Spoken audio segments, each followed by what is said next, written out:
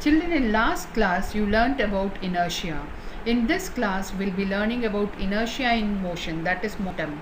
If a cricket ball and a tennis ball are moving towards you with same velocity, and when you catch the cricket ball you feel more force on your hand than when you catch the tennis ball. Why is it so?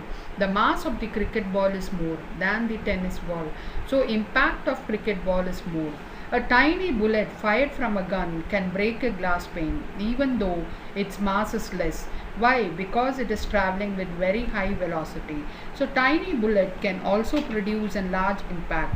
Thus impact depends on two factors, mass and velocity. This impact is termed as linear momentum. Linear momentum is a measure of the impact on the body. Momentum can be defined as a product of mass and velocity. It acts in the direction of velocity. It is a vector quantity, means it is direction dependent. It is denoted by P. P is equal to m into v, unit of mass kilogram, unit of velocity meter per second, unit of momentum kg meter per second. More mass, more momentum. You can see in the picture two bodies, bicycle and car, moving with the same velocity v, but the bicycle has smaller velocity, smaller momentum because of smaller mass, and the car has more momentum because of larger mass. And a tiny bullet can have a large momentum even it has small mass because it is moving at high velocity. Now let us learn about the laws of motion. Sir Isaac Newton laid the foundation for classical mechanics by formulating the three laws of motion. They describe the relationship between a body and the forces acting upon it. The first law defines the force qualitatively. Newton's first law states that every body continues to be in its state of rest or state of uniform motion along a straight line unless it is acted upon by some external force. It gives the definition of force as well as inertia. Hence it is also called law of inertia, since inertia is a tendency of an object to keep doing what it is doing. In the picture you can see that marble rolling down on an inclined plane because there is a downward force, and a marble is rolling in the upward direction slows down because of the downward force. But a marble neither slows down or speeds up in a horizontal surface because of no force. An object remains in the state of rest or state of uniform motion unless acted upon by an external force. Hence the law gives a qualitative definition of force. Now let us see what force can do. The effects of force. It can produce motion in a static body, or it can stop a moving body, or it can change the direction of a moving body. Also it can change the size or the shape of the body. Now let us learn types of forces. First, based on the direction in which the forces act, they are classified as like parallel forces and unlike parallel forces. What are parallel forces? Parallel forces are the forces whose line of action are parallel to each other.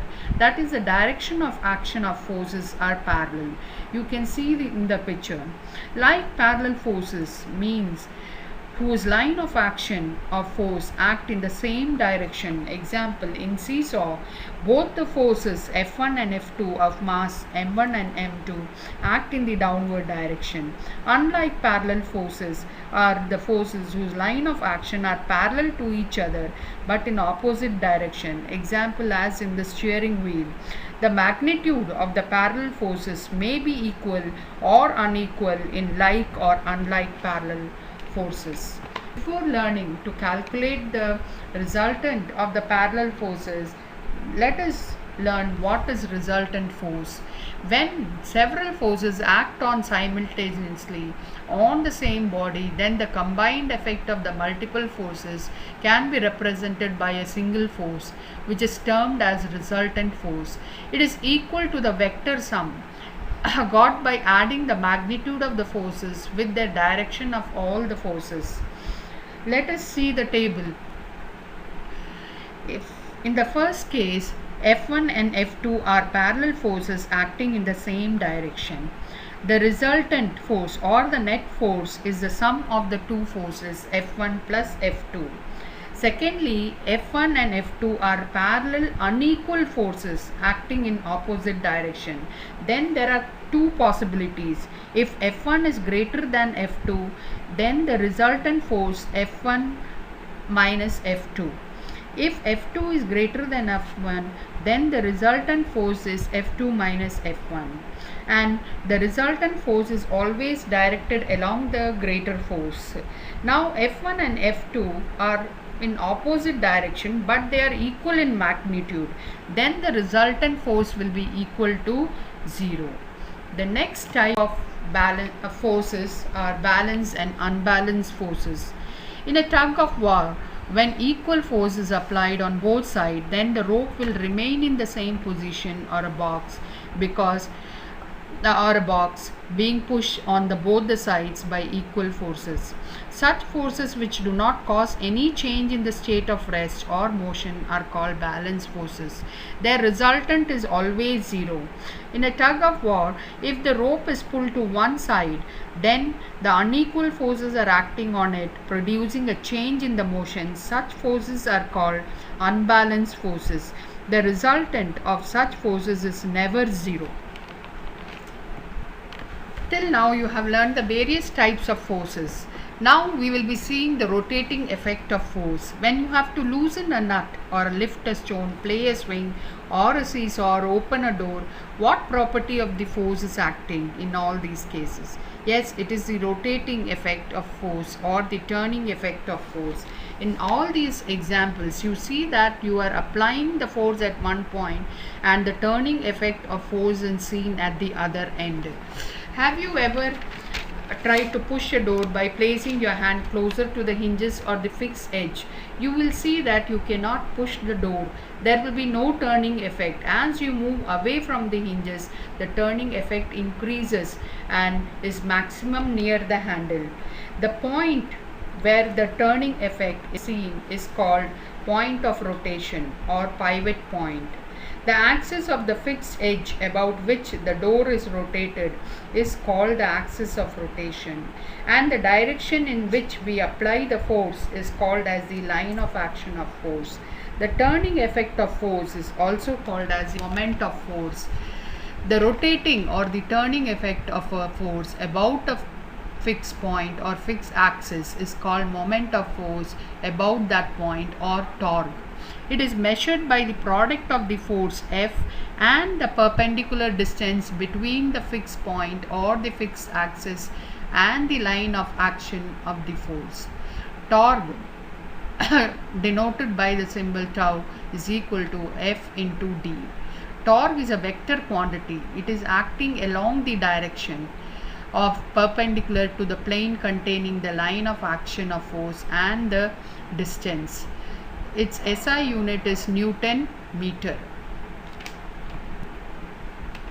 Now let us do a problem based on this. A boy loosens the nut using 0.25 meter long spanner. He applies 50 Newton of force on the spanner. Calculate the moment of a force produced. So the moment will be equal to, the formula for moment of force is equal to F into d. That is 50 into 0.25, that is equal to 12.5 Newton meter. For the review, you can see what and all we have learned in today's class. First, momentum. It is the product of mass and velocity. More mass, more momentum, more velocity, more momentum. Next, we learned Newton's law of motion, the first law of motion, which is also called as the law of inertia, and which states that every body continues to be in the state of rest or of uniform motion unless and until an external force is applied on it. Then the type of forces, like parallel forces, unlike parallel forces, resultant force, balanced forces and unbalanced forces. And finally we learned about the moment of force, that is the turning effect of force. And the moment of force can be calculated using the formula force into the distance of force from the pivot point or the axis of rotation, and the unit for moment of force is Newton meter.